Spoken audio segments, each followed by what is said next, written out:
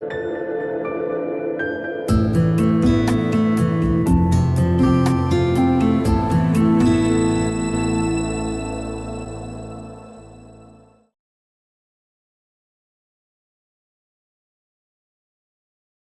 are going to start our today's lecture.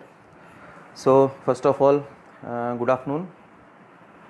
આ lecture લેવાનું નક્કી એટલા માટે કર્યું કારણ કે કાલે રાત્રે જ ઇનફેક્ટ પરમ દિવસે રાત્રે એક સુરતમાં આરજે રેડિયો જોકીનો કોઈક ઓડિયો ક્લિપ વોટ્સએપમાં આવી હતી અને એ વ્યક્તિ બધાને કહી રહી હતી હોસ્પિટલમાં કે હોસ્પિટલમાં બેડ છે કે નહીં, અને આઈ થિંક સુરતના બધા જ હોસ્પિટલ પેક હતા એવું જાણવા મળ્યું. સો અત્યારે એક પેનિક સ્થિતિ થઈ રહેતી હોય એવું લાગ્યું મને. સ્પેશિયલી બરોડામાં અને સુરતમાં સ્થિતિ થોડીક વધારે વણસી હોય એવું લાગે છે. હોસ્પિટલ્સ પેક છે. અમદાવાદના પણ પ્રાઇવેટ હોસ્પિટલ્સ અબાઉટ 50% પેક થઈ ગયા છે એવું ન્યૂઝપેપર્સમાં આવે છે. સિવિલ ને એસવીપી હોસ્પિટલ જેવામાં પણ ઘણા બધા પેશન્ટ્સનો ઇન્ફ્લો ધીમે ધીમે વધી રહ્યો છે. સો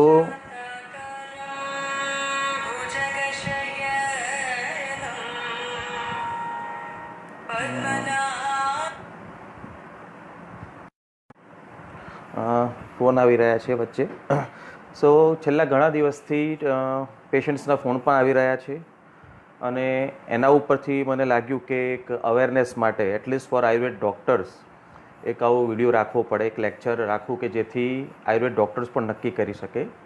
અને સો ધ ટાઇટલ જે આજનું રાખ્યું હતું કે વેન ટુ ગેટ હોસ્પિટલાઇઝડ, આપણે હોસ્પિટલમાં દાખલ ક્યારે થવું. સો જેમ વાત કરી કે પેશન્ટ્સ અત્યારે એકદમ પેનિકની સ્થિતિમાં થઈ રહ્યા છે અને કંઈ પણ થાય, સ્પેશિયલી કોરોનામાં બધાને એમ લાગે છે કે પોતાનો જીવ બહુ જ વહાલો થઈ ગયો છે, લોકો બીવા માંડ્યા છે. એટલે કંઈક પણ કોરોના પોઝિટિવ આવે, થોડાક પણ સિમ્ટમ્સ આવે, તરત તે લોકો પોતાના જીવ જાણે જવાનો હોય એવી સ્થિતિમાં એને તરત હોસ્પિટલાઇઝ થઈ જતા હોય છે. સો આવી પેનિક સ્થિતિમાં ના આવે એના માટે આ વિડીયો બનાવવાનું મેં નક્કી કર્યું છે. સ્પેશિયલી વાત કરું તો અત્યારે ભારતમાં અને ગુજરાતમાં સેકન્ડ વેવ ચાલી રહ્યો છે એવું કહેવાય છે. યુએસએ, યુરોપમાં થર્ડ ને ફોર્થ વેવ ચાલી રહ્યો છે. સો in that condition we are quite lucky અને આપણી ઘણી જે મહેનત જે છે તે સફળ રહી છે કે અત્યારે સેકન્ડ વેવ છે, આપણે થર્ડ ને ફોર્થ વેવમાં નથી પહોંચ્યા.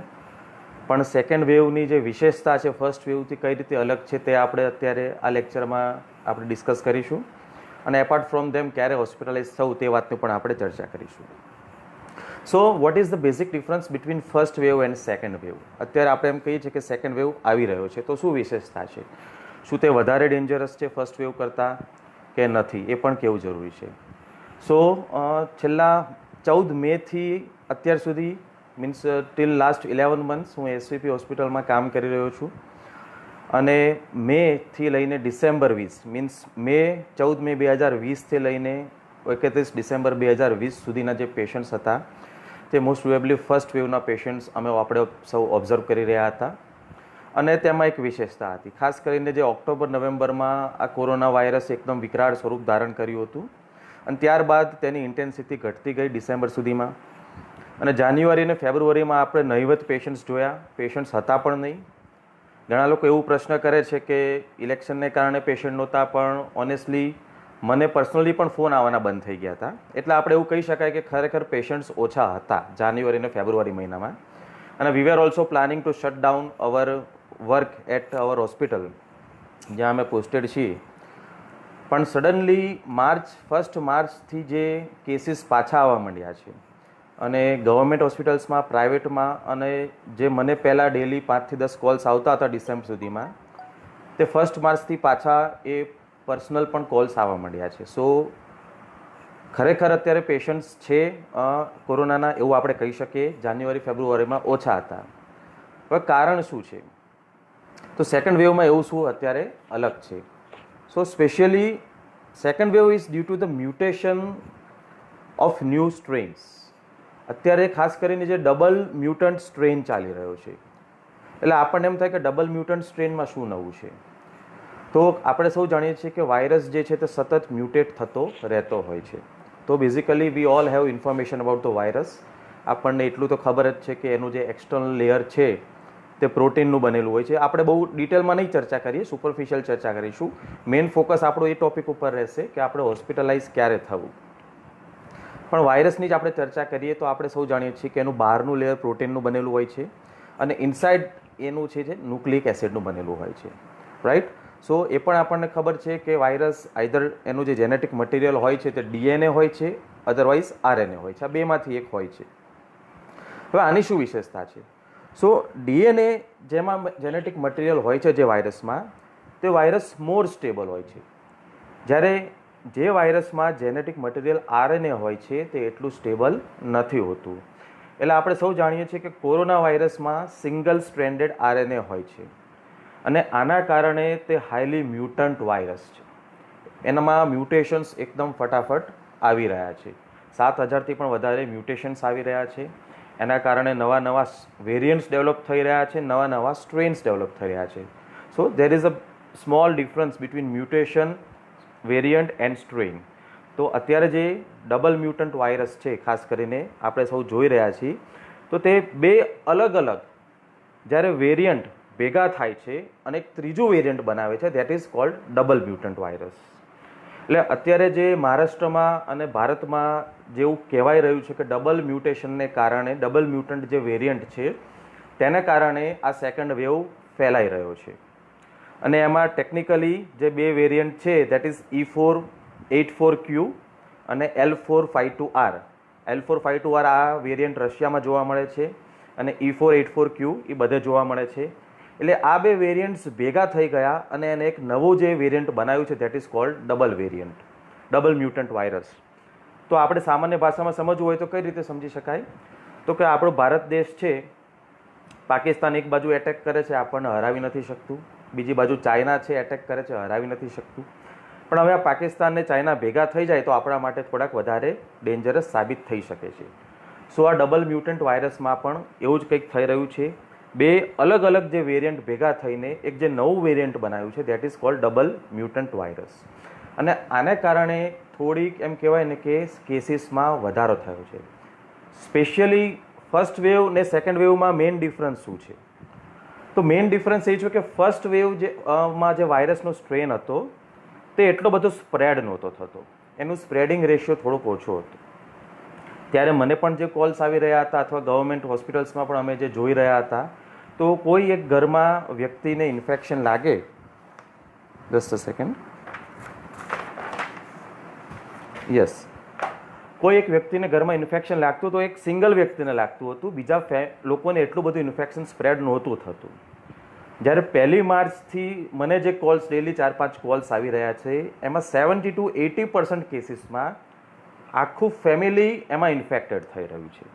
સો આવું ડિસેમ્બર સુધી આવું જોવા નહોતું મળતું. જે કંઈ પણ કેસ આવતા હતા ફેમિલીના 1 કે 2 મેમ્બર્સને આવતા હતા, તે લોકો ક્વોરન્ટાઇન થઈ જતા હતા, તો બીજા લોકોને ઇન્ફેક્શન નહોતું થતું. અત્યારે જે કેસીસ હું જોઈ રહ્યો છું, આઈ થિંક 1 માર્ચથી અત્યાર સુધીમાં, તો મોટા ભાગના કેસીસમાં આખું ફેમિલી આવી રહ્યું છે. એટલે એક વસ્તુ તો કોમન છે કે આ વાયરસની સ્પ્રેડિંગ કેપેસિટી છે તે ઘણી ફાસ્ટ છે અને આખું ફેમિલી આવી રહ્યું છે. સો સ્ટીલ પેનિક થવાની જરૂર નથી, એટલું ડેન્જરસ નથી થઈ રહ્યું. એટલે જે ફેટલ રેશિયો, લોકો જે મરવાનો જે રેશિયો હોય ને કોરોના થવામાંથી જે ડેથ થવાનો રેશિયો, એ એટલો હાઈ નથી. સો એટલે પેનિક થવાની જરૂર નથી, પણ આ ઇન્ફેક્શિયસ જરૂર છે. ઇન્ફેક્શન સ્પ્રેડ જે છે તે તરત વધારે સ્પીડ થઈ રહ્યું છે. બીજી વસ્તુ, આ ડબલ મ્યુટન્ટ વાયરસે એવી ડેવલપ કરી છે કે એ આપણા ઇમ્યુન સિસ્ટમને એ ટ્રિક કરી જાય છે, બાયપાસ કરી જાય છે.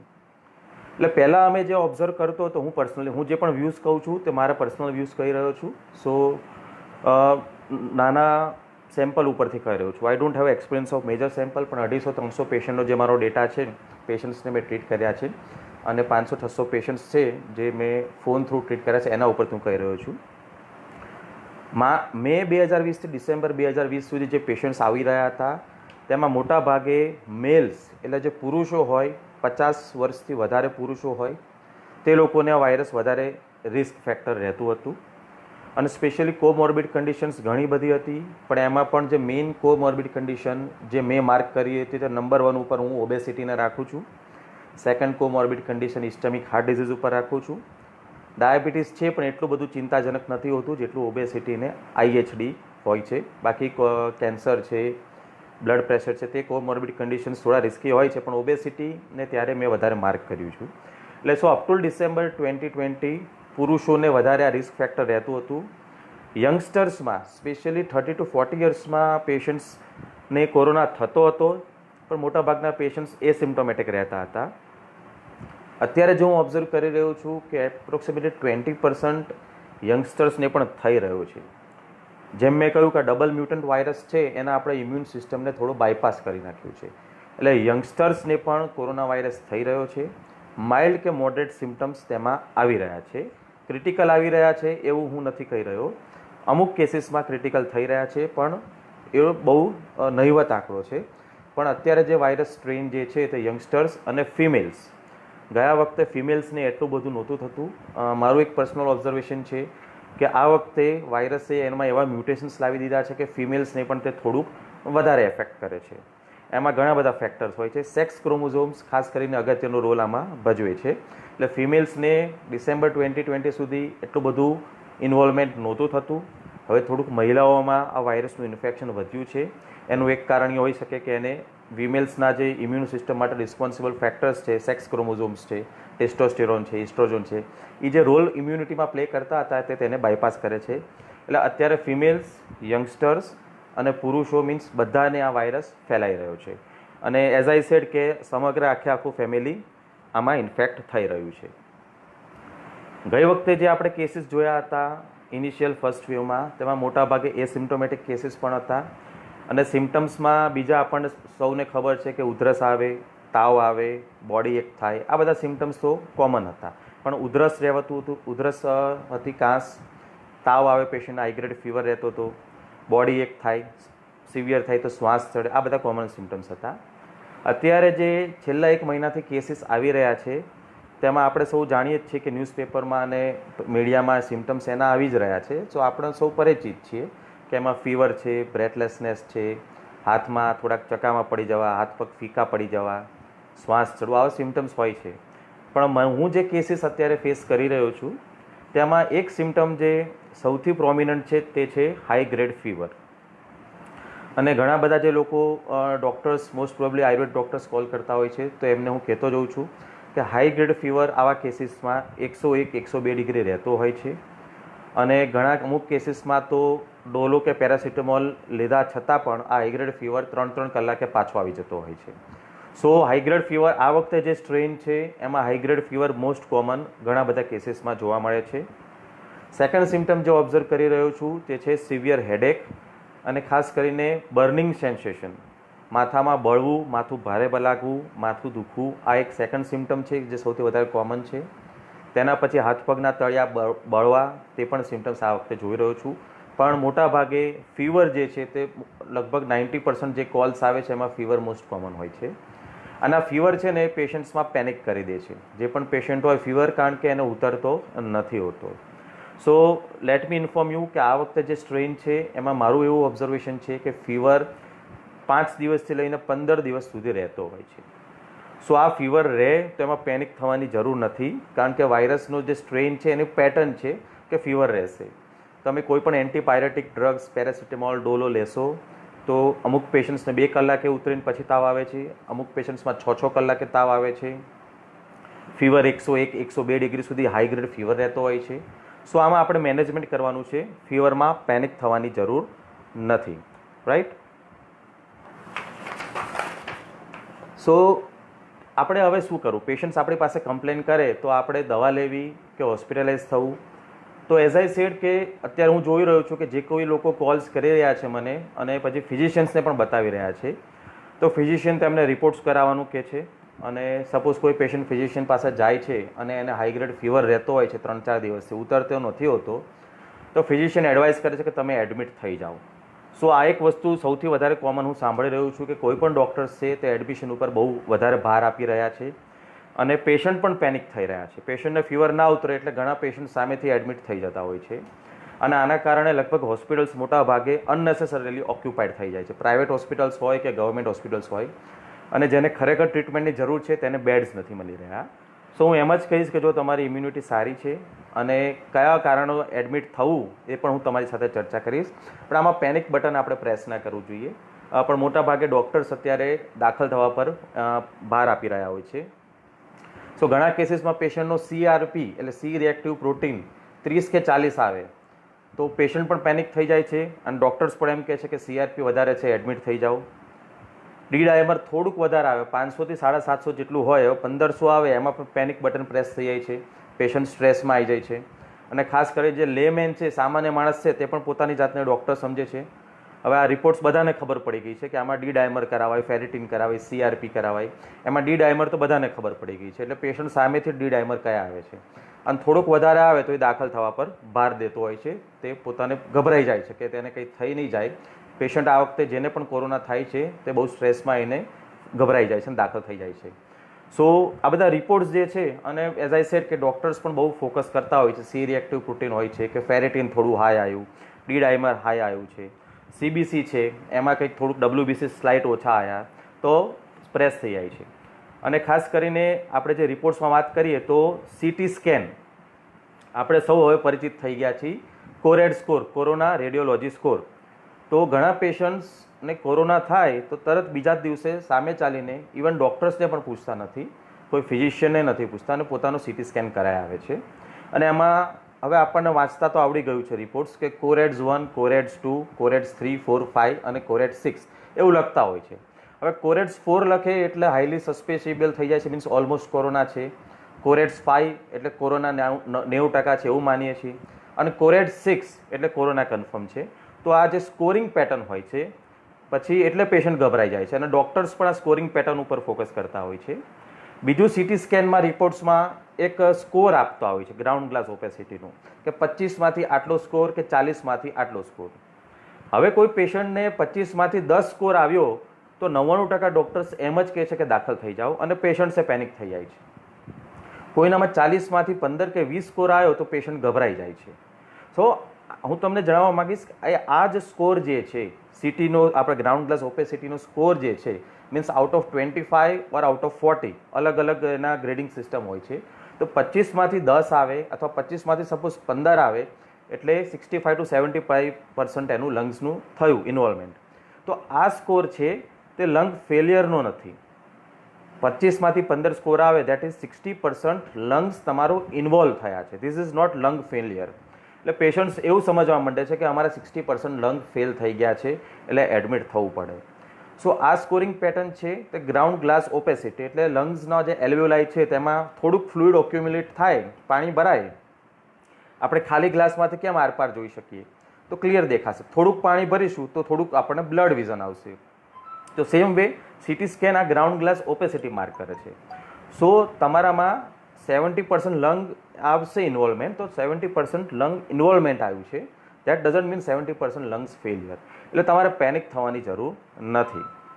બરાબર છે. એટલે આ સ્કોર CT સિવાય આપણે એક્સરે કરાવો, CT સ્કેન કરાવો, પણ એ છે ને કે એના ઉપરથી એના લોબ્સ ડિવાઈડ કર્યા હોય છે અને એના ઉપરથી સ્કોરિંગ પેટર્ન અપાય છે. સો ડૉક્ટર્સ પણ એડમિટ થવાનું કહેતા હોય છે, પણ મેં છેલ્લા લગભગ અઠવાડિયામાં 10થી વધારે પેશન્ટ્સને આ સ્કોર ઉપરથી એડમિટ થવાની ના પાડી હતી અને ઘરે જ આજે તેઓ લોકો ઠીક થઈ ગયા છે. સો અલ્ટિમેટલી પેશન્ટે ડિસિઝન લેવાનું છે કયા ફેક્ટર્સે એડમિટ થવું કે નહીં. પણ what I mean to say કે આ સ્કોર ઉપરથી પેનિક થવાની જરૂર નથી. ઇફ યુ આર હેલ્ધી તો ઘરે પણ રિકવર થઈ શકો છો. કોરોનામાં જે સૌથી સારામાં સારી દવા જે છે, ઓફકોર્સ આપણે જાણીએ છીએ વાયરસની કોઈ દવા નથી એલોપેથી સાયન્સ પાસે, અને જે પણ દવા જે છે તે મેનેજમેન્ટ છે. સ્ટીરોઇડ્સ જે છે ઇન્ફ્લેમેશન ઓછું કરવા આપી રહ્યા છે, વિટામિન C છે, D છે. આ કોરોનાની મેડિસિન નથી, મેનેજમેન્ટ માટે આપી રહ્યા છે. ટોસિલિઝુમેબ ઇન્જેક્શન જે સાઇટોકાઇન સ્ટોર્મ આવતું હોય છે, IL-6 વધારે હોય છે, તેમાં અર્લિયર ઇન્ડિકેટ થતું હતું. પણ જે ફાર્મસી રોશ ફાર્મસી ટોસિલિઝુમેબ બનાવે છે સ્વિટ્ઝરલેન્ડની, એને જ ના પાડી દીધી કે ઇફેક્ટિવ નથી આમાં. પણ તેમ છતાંય આજે બધી જ હોસ્પિટલમાં ટોસિલિઝુમેબનો આજની તારીખે પણ ઉપયોગ થઈ રહ્યો છે. Same way remdesivir original Ebola virus માટે આ મેડિસિનનું ઇન્વેન્શન થયું હતું, કોરોનામાં ઉપયોગ થાય છે અને આજની તારીખમાં પણ તે મીન્સ ફ્રીલી ઉપયોગ કરે છે. ICMR WHO પણ કહ્યું છે કે એનો રોલ નથી, પણ આઈધર કોઈ મેડિસિન નથી એટલા માટે આ મેડિસિન અપાઈ રહી છે કે પેશન્ટ્સ બધા પેનિક થઈ રહ્યા છે એટલે સામેથી પણ લોકો આ ઇન્જેક્શન્સ લઈ રહ્યા છે. સો આ ખરેખર જરૂર છે કે નહીં તે આપણે કયા ફેક્ટર્સથી નક્કી કરીશું. સો સ્પેશિયલી જ્યારે કોઈ પેશન્ટ્સને ઇન્ફેક્શન લાગે છે તો પેશન્ટ્સ પણ થોડાક એજ્યુકેટેડ થઈ ગયા છે. પેશન્ટ શું કરશે, RT-PCR એન્ટીજન પોઝિટિવ કરાવશે. એટલે સપોઝ એન્ટીજન પોઝિટિવ આવે, ઘણા બધા સાથે મારે ચર્ચા થઈ, તો તે antigen positive, rapid antigen positive means you are positive. Rapid એન્ટીજનની એફિકેસી 50% હોય છે, એટલે 50% ફોલ્સ નેગેટિવ આવે. પણ જો રેપિડ એન્ટીજન પોઝિટિવ આવ્યો દેટ મીન્સ તમે કન્ફર્મ પોઝિટિવ જ છો. હવે રેપિડ એન્ટીજન નેગેટિવ આવે તો તમે RT-PCR માટે જઈ શકો છો, real transcriptase polymerase chain reaction RT-PCR test. એની એફિકેસી 70% છે. એટલે RT-PCR પોઝિટિવ આવ્યો that means you are 100% positive. Negative આવ્યો તો 30% ચાન્સીસ છે કે તમે પોઝિટિવ છો, 70% you are negative. So rapid એન્ટીજનની એફિકેસી 50% છે અને RT-PCRની એફિકેસી અબાઉટ 70% છે. પણ ઇન બોથ કેસ જો આ બેમાંથી કોઈ પણ રિપોર્ટ પોઝિટિવ આવે છે that means you are positive. પછી બીજા રિપોર્ટ્સ કન્ફર્મ માટે કરાવવાની જરૂર ન હતી. હમણાં જ એક ડૉક્ટર હતા, તેમને રેપિડ એન્ટીજન કરાયો, પોઝિટિવ આવ્યો. બીજા દિવસે કરાવ્યો તો રેપિડ એન્ટીજન નેગેટિવ આવ્યો. સો એકવાર પોઝિટિવ આવે મતલબ તમે પોઝિટિવ જ છો. ફોલ્સ નેગેટિવ આવી શકે છે પણ ફોલ્સ પોઝિટિવ આવી શકતો નથી. સો એકવાર તમારો ટેસ્ટ પોઝિટિવ આવ્યો તો બીજી વાર તમારે ટેસ્ટ કરાવવાની જરૂર રહેતી નથી. હવે સપોઝ તમારો રિપોર્ટ પોઝિટિવ આવ્યો છે, આજે જ તમારો રિપોર્ટ તમે એમને કરાવો છો, કંઈ પણ કારણ મીન્સ રસ્તા પર મીન્સ કોઈ ફ્રેન્ડ્સને થયું છે, આજુબાજુમાં થયું છે, એટલે તમે રિપોર્ટ્સ કરાવો છો અને પોઝિટિવ આવ્યો છો, તમારામાં કોઈ સિમ્ટમ્સ નથી, તો પેશન્ટ શું કરે છે કે જાતે જ બધા રિપોર્ટ્સ કરાવવા જતું રહે છે. અથવા ડૉક્ટર્સ પણ ઘણી કન્ડિશનમાં CBC, CRP, D dimer, ફેરિટીન, IL-6 બહુ ઓછા લખે છે, પણ આ બધા રિપોર્ટ્સ લખી દેતા હોય છે. સો હું તમને કહેવા માગીશ કે જો તમે આજે પોઝિટિવ આવ્યા છો તો આ રિપોર્ટ્સ આજે બધા એક્ઝાગરેટ નહીં આવે, એબનોર્મલ નહીં આવે. 2 થી 3 દિવસ પછી આ બધા રિપોર્ટ્સ જે છે તે થોડાક એબનોર્મલ આવશે. એટલે સપોઝ તમારો રેપિડ પોઝિટિવ અથવા RT-PCR આજે પોઝિટિવ આવ્યું છે અને તમે CRP કરાવશો તો મોટા ભાગે CRP નોર્મલ જ આવશે. આજે તમે ડી ડાયમર કરાવશો તો નોર્મલ જ આવશે, ફેરેટિન કરાવશો તો નોર્મલ જ આવશે. CBCમાં બહુ ફરક નહીં પડે. CBCમાં આપણે પોલિમોર્ફ લિમ્ફોસાઇટ રેશિયો જોતા હોય તો નોર્મલ જ આવશે. એટલે સપોઝ તમે આજે પોઝિટિવ આવ્યા છો તો 2 થી 3 દિવસ પછી કરાવશો તો એક્ઝેક્ટ પિક્ચર તમને ક્લિયર થશે. ઇવન ફર્સ્ટ ડે તમે CT સ્કેન કરાવશો તો CT સ્કેન કે એક્સરે પણ તમારો નોર્મલ આવશે, કારણ કે તમે ઇન્ફેક્ટ થયા છો. હજી વાયરસને મીન્સ અંદર પ્રોસેસ થતાં થોડોક ટાઈમ લાગશે, ડેમેજ થતાં થોડોક ટાઈમ લાગશે. તો 2 થી 3 દિવસ પછી આ રિપોર્ટ્સ, જો તમારી ઇમ્યુનિટી ઓછી હશે તો રિપોર્ટ્સ બગડશે અને એક્ઝેક્ટ પિક્ચર ક્લિયર થશે. હવે ફર્સ્ટ ડે તમે રિપોર્ટ્સ કરાયા અને રિપોર્ટ્સ નોર્મલ છે એટલે તમારે એમ નહીં માનવાનું કે રિપોર્ટ્સ નોર્મલ છે. 2 થી 3 દિવસ પછી કરાવવાના, રાઈટ. હવે સપોઝ 2 થી 3 દિવસ પછી તમે રિપોર્ટ્સ કરાવ્યા છે અને CRP 40 આવ્યો તો એઝ આઈ સેડ અર્લિયર કે મોટાભાગના પેશન્ટ્સ પેનિક થઈ જાય છે. ઘણા લોકોને ફીવર નથી ઉતરતો તો એડમિશન માટે એ લોકો ઇન્સિસ્ટ કરતા હોય છે. તો આવી મોટાભાગની કન્ડિશનમાં એડમિશનની જરૂર હોતી નથી, એઝ પર માય એક્સપિરિયન્સ, મારા વ્યૂ હું કહી રહ્યો છું. એટલે એક વસ્તુ આપણે સમજવાની જરૂર છે કે આયુર્વેદ ડૉક્ટર્સ, આપણે બધા ડૉક્ટર્સ છે મોટાભાગના. સો હોસ્પિટલમાં એવી રીતે કઈ વસ્તુ છે, એવું કઈ જાદુની છડી છે, મિરેકલ થિંગ છે કે જે ઘરે નથી. કોઈ પણ હોસ્પિટલમાં 80% બેડ, ફોન આવે છે,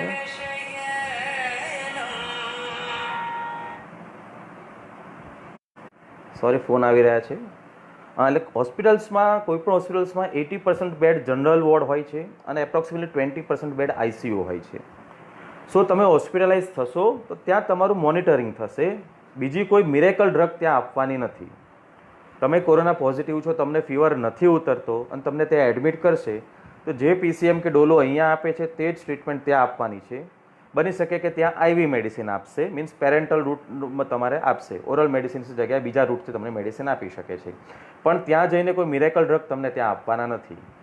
અથવા એવા ચાન્સ છે કે હોસ્પિટલમાં રેમડેસિવિર જે છે ઇનિશિયલી તે લોકો આપી દેતા હોય છે, પણ મારા વ્યૂ પ્રમાણે, એઝ માય પર્સનલ વ્યૂ છે કે એટલી ઇફેક્ટિવ હોતી નથી. એટલે જો તમને ફીવર નથી ઉતરતો અને તમે વિચારશો કે તમે હોસ્પિટલ જવાથી કંઈક મિરેકલ ડ્રગ આવશે અને ફીવર ઉતરી હશે, તો એવું નથી હોતું.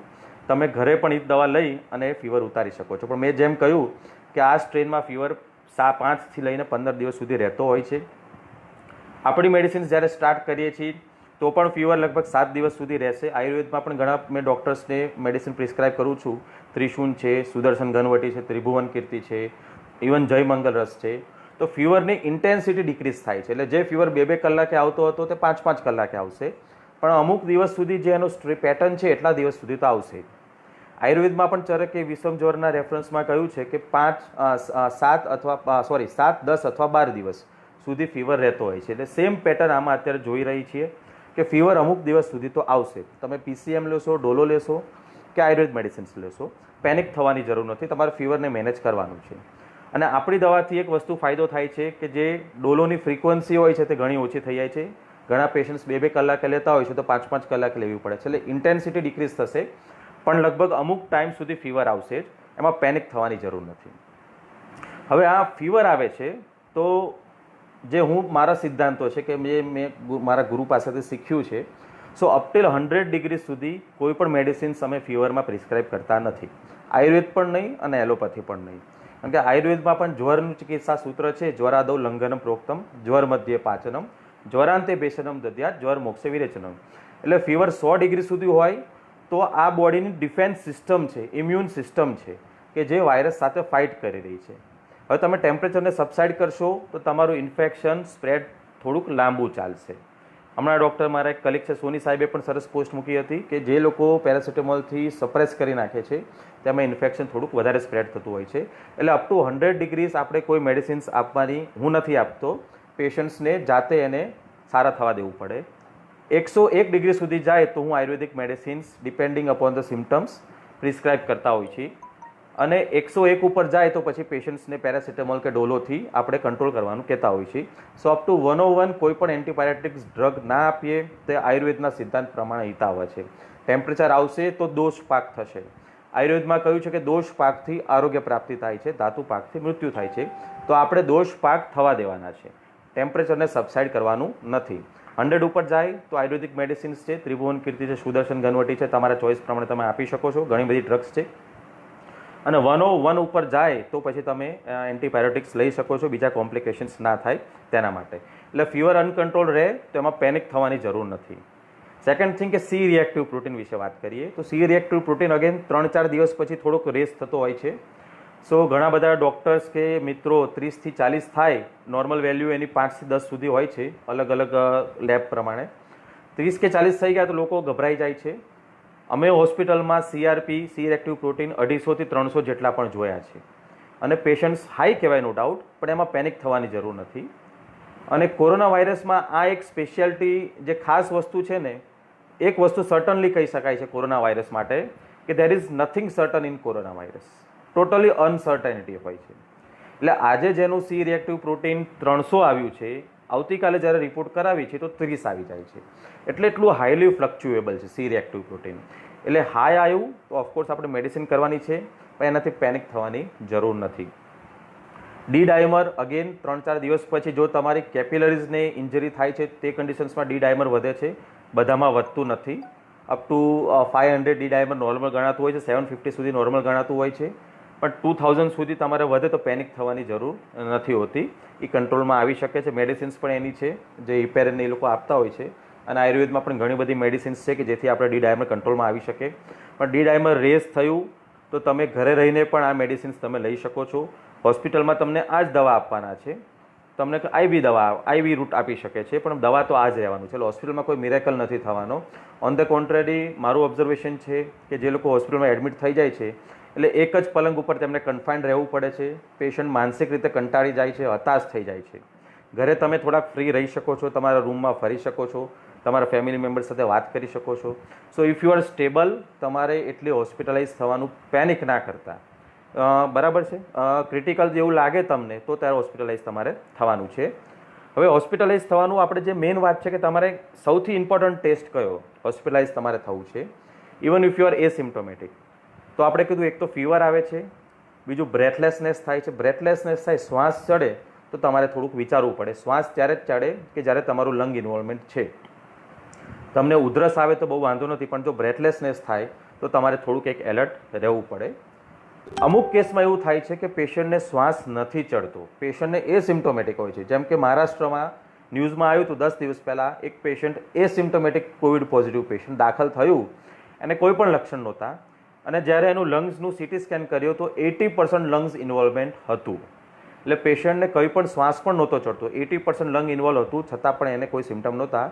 સો વેરી રેર કન્ડિશનમાં સાયલેન્ટ હાઇપોક્સિયા થઈ શકે છે. એટલે પેશન્ટને લંગ્સ ડેમેજ થઈ ગયા હોય તેમ છતાંય એને ખબર નથી પડતી, શ્વાસ નથી ચડતો. સો મોસ્ટ ઇમ્પોર્ટન્ટ ટેસ્ટ, કોઈ મને પૂછશે કે સૌથી અગત્યનો ટેસ્ટ કયો છે, તો સૌથી ઇમ્પોર્ટન્ટ ટેસ્ટ હું કહીશ કે એક તો છે પેશન્ટની GC, general condition of the patient. General condition of the patient બહુ જ અગત્યનું છે. પેશન્ટનું લુક્સ, બિહેવિયર ઉપરથી આપણને ખ્યાલ આવી જાય.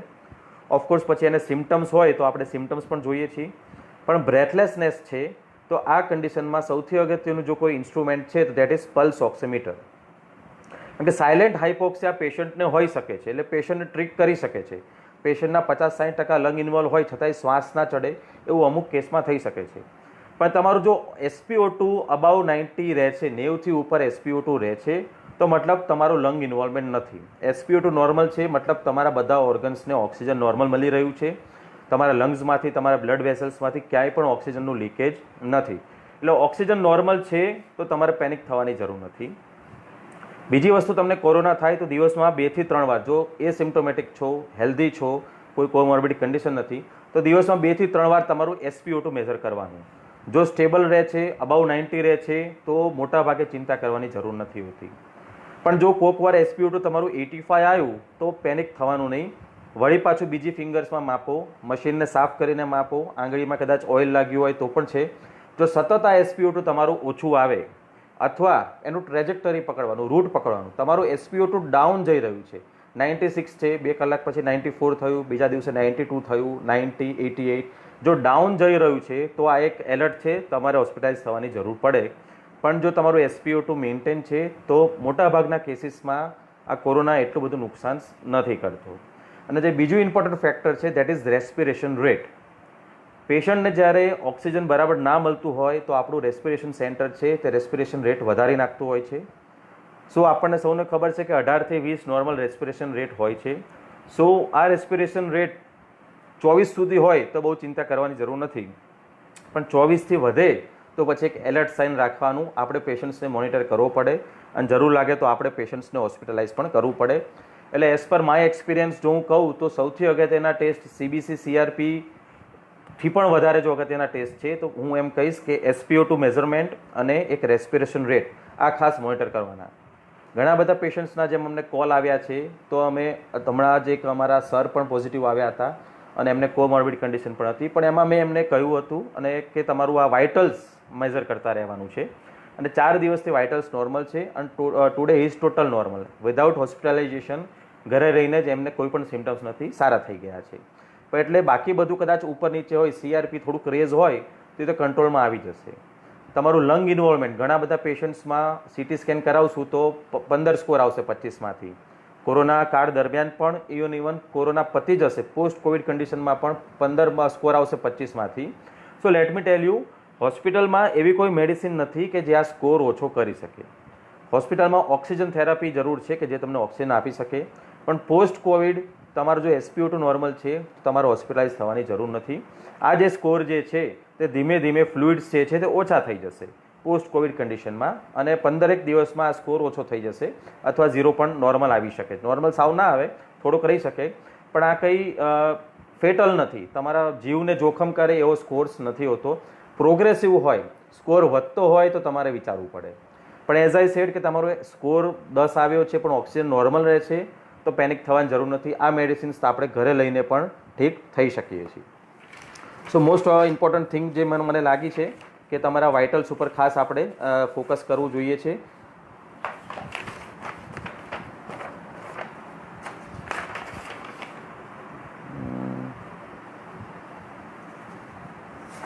Just a second.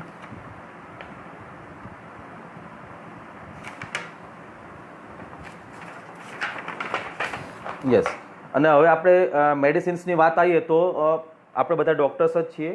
સો આપણા સિમ્ટમ્સ પ્રમાણે જેમ ઘણી બધી મેડિસિન્સ છે, લાસ્ટ ટાઈમ પણ આપણે ડિસ્કસ કરી હતી કે આયુર્વેદમાં નંબર ઓફ ડ્રગ્સ છે કે જે ઇમ્યુનિટી બૂસ્ટર્સ છે. તો એના ઉપર તમે ઇમ્યુનિટી બૂસ્ટર્સ, જો તમે નેગેટિવ છો તો આપણી પાસે રસાયણ ઔષધો જેટલી પણ છે તે તમે ટ્રાય કરી શકો છો. તમે જો પોઝિટિવ આવો તો આપણે ફીવરની ઘણા બધા ડ્રગ વૈદો હોય છે, તેની અલગ અલગ મેડિસિન્સ હોય છે. ત્રિભુવન કીર્તિ છે, લક્ષ્મી વિલાસ છે, મહાલક્ષ્મી વિલાસ છે, સુવર્ણ વસંત માલતી છે, બારંગ્યાદિક વાત, કંટકારી અવલે, કનકાસવ, નંબર ઓફ મેડિસિન્સ છે. ક્રિટિકલ કન્ડિશન્સમાં અમે હેમગર્ભ પોટલી પણ આપીએ છીએ, અમે સુવર્ણ સમીર પન્નગરસ છે, મલ્લ સિંદૂર છે, આ બધી મેડિસિન્સનો પણ પ્રયોગ કરતા હોઈએ છીએ. સો ક્રિટિકલ કન્ડિશન્સમાં આ બધી મેડિસિન્સ પણ આપણે આપી શકાય છે. પણ માઇલ્ડથી મોડરેટ સિમ્ટમ્સમાં તમે જો મેડિસિન્સ આપશો તો જનરલી પેશન્ટ 7 દિવસમાં રિકવર થઈ જાય છે.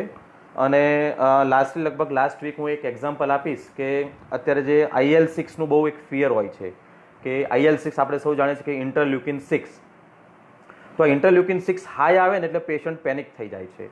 સો 7-8 દિવસ પહેલાંનું જ એક્ઝામ્પલ આપીશ. અખંડાનંદ કોલેજમાં ફાઇનલ યરનો એક સ્ટુડન્ટ છે, એના મધર એડમિટ હશે લગભગ 10 દિવસથી મણિનગરની પ્રાઇવેટ હોસ્પિટલમાં એડમિટ છે, અને NRBM she was on NRBM non rebreathable mask ઉપર 14 લીટર, એટલે ઘણું ઓક્સિજન ફ્લો ઘણો વધારે કહેવાય, ઓલમોસ્ટ બાયપેપની ઇક્વિવેલન્ટ કહેવાય. સો NRBM ઉપર એ હતા અને એમનું PO2 આર્ટિરિયલ બ્લડ ગેસમાં PO2 72 રહેતું હતું, અને 7 થી 8 દિવસથી એડમિટ હતા, અને 8મા દિવસે એમનો IL-6 કરાયો તો ઇટ વોઝ અબાઉટ 62, 62 એમનો IL-6 હતો, રાઈટ. સો IL-6 આપણને સૌને ખબર છે કે ઇન્ટરલ્યુકિન-6 સાઇટોકાઇન છે, એની નોર્મલ વેલ્યુ 0 to 6 પાઇકોગ્રામ છે, એટલે 0 થી 6 સુધી જ હોવી જોઈએ. 20 થી ઉપર જાય તો સાઇટોકાઇન સ્ટોર્મ આ લોકો એને સજેસ્ટ કરતા હોય છે. સો આ કન્ડિશનમાં સાઇટોકાઇન સ્ટોર્મની જે વેલ્યુ હતી IL-6 તે 62 હતી, અને આમાં જે ટોસિલિઝુમેબ ઇન્જેક્શન છે એનું ઇન્ડિકેશન છે. પણ એઝ આઈ સેડ કે અત્યારે તો WHO પણ ના પાડી છે કે ટોસિલિઝુમેબનો રોલ નથી, પણ આજની તારીખે બધા હોસ્પિટલ્સ ટોસિલિઝુમેબ આપતા હોય છે. સો અહીંયા એક વસ્તુ હું ક્લિયર કરી દઉં કે IL-6 જે છે તે તમને કોરોના પોઝિટિવના 5 દિવસની અંદર જો વધારે આવે છે તો એને આપણે પ્રાઇમરી સાઇટોકાઇન સ્ટોર્મ કહીએ છીએ, અને આ થોડુંક રિસ્કી હોય છે. એટલે સપોઝ અમારી પાસે કોઈ પેશન્ટ એડમિટ થાય અને એડમિટ થતાં જ એનો જો IL-6 20થી ઉપર હોય તો અમે એવું કહી શકીએ છીએ કે આની કન્ડિશન થોડીક બગડવાની સંભાવના છે. પણ 8-10 દિવસ પછી તમે પાછો IL-6 રિપીટ કરાવો છો અને IL-6 વધારે આવે છે, so that is secondary cytokine storm. Secondary cytokine storm એટલો રિસ્કી નથી હોતો. સો જે મારો સ્ટુડન્ટ હતો 8 દિવસ પહેલાં એનું 60+ IL-6 આવ્યું હતું એની મધરનું, અને એક પ્રાઇવેટ હોસ્પિટલમાં કીધું ટોસિલિઝુમેબ ઇન્જેક્શન આપવાનું છે. તો સ્ટુડન્ટે મને જ્યારે પૂછ્યું ત્યારે મારા વ્યૂઝ મેં આપ્યા કે મારા પ્રમાણે આપવું ના જોઈએ, અલ્ટિમેટલી ડિસિઝન તમારે લેવાનું છે. અને સ્ટુડન્ટ એને મારી વાત માની અને ટોસિલિઝુમેબ ઇન્જેક્શન નથી અપાયું જ્યારે IL-6 એનું 62 હતું. It was secondary cytokine storm, અને 2 દિવસ પહેલાં સાઇટોકાઇન એને IL-6 રિપોર્ટ કરાયું તો એ ઘટીને 62માંથી બહાર આવી ગયું છે, કોઈ પણ ટોસિલિઝુમેબ ઇન્જેક્શન વગર. સો એવા ઘણા બધા કેસીસ છે કે જેમાં અમે ઇન્જેક્શન નથી આપતા તો IL-6 કંટ્રોલમાં આવી જતું હોય છે. અને 7 દિવસ પહેલાં એના મધર NRBM 14 લીટર પર હતા, ગઈકાલે સાંજે મારે વાત થઈ તો નેઝલ પ્રોંગ 6 લીટર ઉપર આવી ગયા છે, એટલે એકદમ નોમિનલ ઓક્સિજન. એટલે જે બાયપેપ માસ્ક હતું એના ઉપરથી એકદમ 6 લીટર નેઝલ પ્રોંગ ઉપર આવી ગયા છે, અને 2 થી 3 દિવસમાં તે પેશન્ટને કદાચ ડિસ્ચાર્જ પણ આપી દે. એટલે આયુર્વેદ મેડિસિન્સ તેમાં આપણે છેલ્લા 7 દિવસથી દિવસના 6 વખત અમે ડોઝ આપતા હતા, 5 થી 6 વખત દર 3 કલાકે ડોઝ આયુર્વેદના આપી રહ્યા હતા, કારણ કે શ્વાસમાં મુહુર્મુહુર ડોઝ આપવાનું કહ્યું છે. સો એમાં હેમગર્ભનો પણ ઉપયોગ કર્યો હતો અમે, અને બીજી પણ મેડિસિન્સ આપી હતી, અને દર 3 કલાકે એને આ યોગ જે છે તે ચટાડી દેતા હતા દિવસમાં 5 થી 6 વાર. અને 7 દિવસ પછી પેશન્ટ્સની મધર જે છે જે પેશન્ટ છે એ ઓલમોસ્ટ નોમિનલ ઓક્સિજન ઉપર આવી ગયા છે. So our medicines are equally effective in ICU. અને ઓન ધ કોન્ટ્રારી હું કહીશ કે એલોપેથી પાસે અત્યારે કોરોનામાં, બીજા ઘણા બધામાં સારું પણ છે, પણ કોરોનામાં મેનેજમેન્ટ છે, મેડિસિન્સ નથી. આપણી પાસે ICUની પણ મેડિસિન છે, નંબર ઓફ પેશન્ટ્સ ICUથી આવી રીતે રિકવર થઈને આવ્યા છે.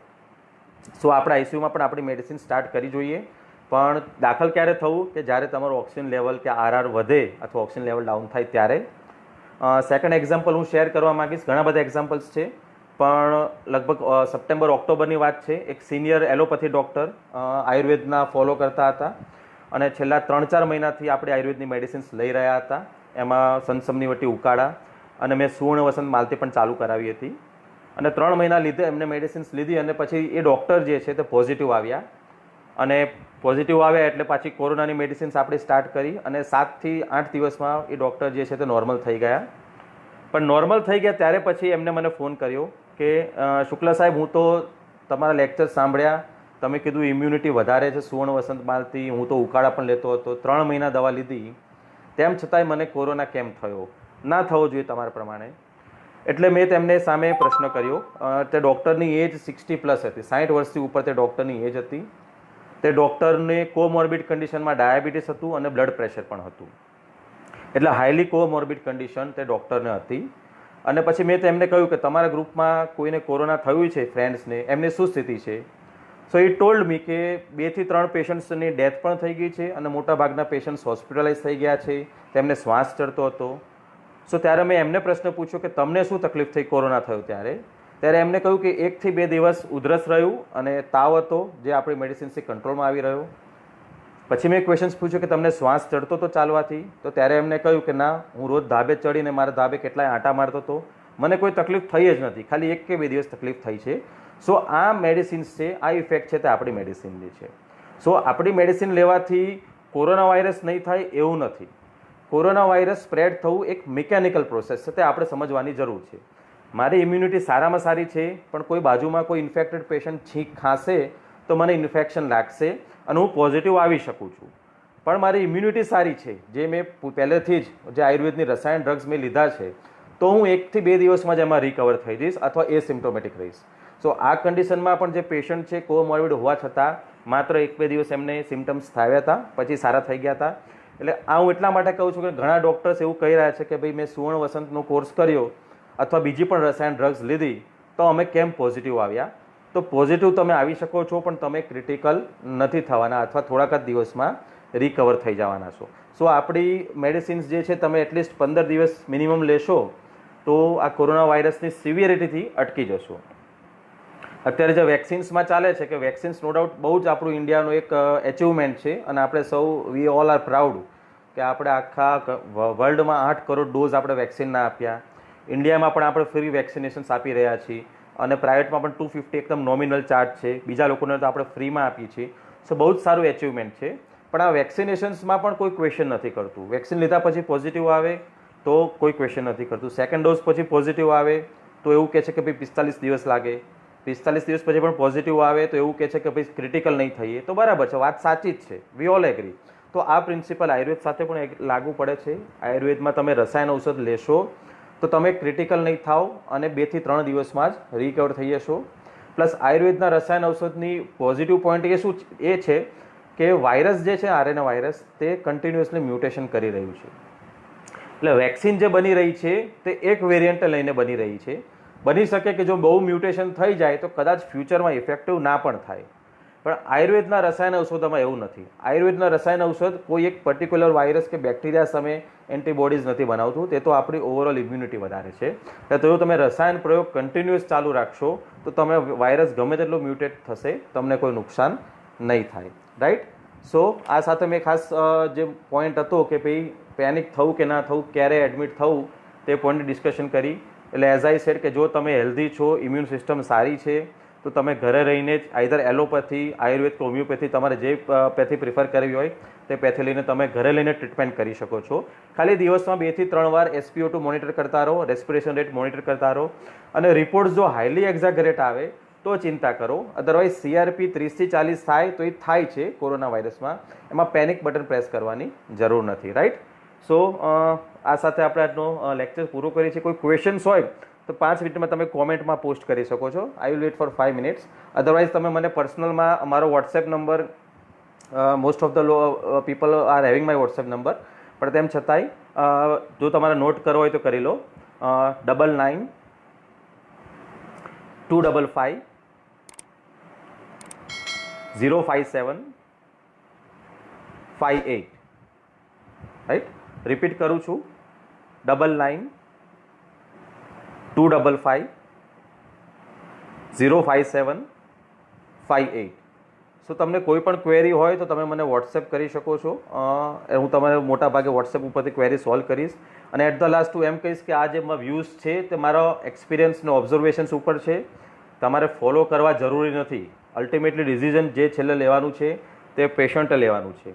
એટલે હોસ્પિટલમાં દાખલ થવું ના થવું આ મારા પર્સનલ વ્યૂઝ છે. અલ્ટિમેટલી નિર્ણય તમારે કરવાનો છે. જો તમને લાગે કે તમારે થઈ જ જવું છે તો it is your decision. Right. તમારે આને કમ્પ્લાય કરવાની જરૂર નથી. It is not mandatory. But I have just shared my experience કે don't press the panic button. કારણ કે સ્ટ્રેસમાં આ કન્ડિશન વધારે ખરાબ થતી હોય છે. એટલે સ્ટ્રેસ બિલકુલ લેવાનું નથી. જો તમે માઇન્ડ ફ્રેશ રાખશો તો તમારી રિકવરી પણ જલ્દી આવતી હોય છે. એવું અમે ઘણા બધા પેશન્ટ્સમાં જોયું છે. રાઈટ.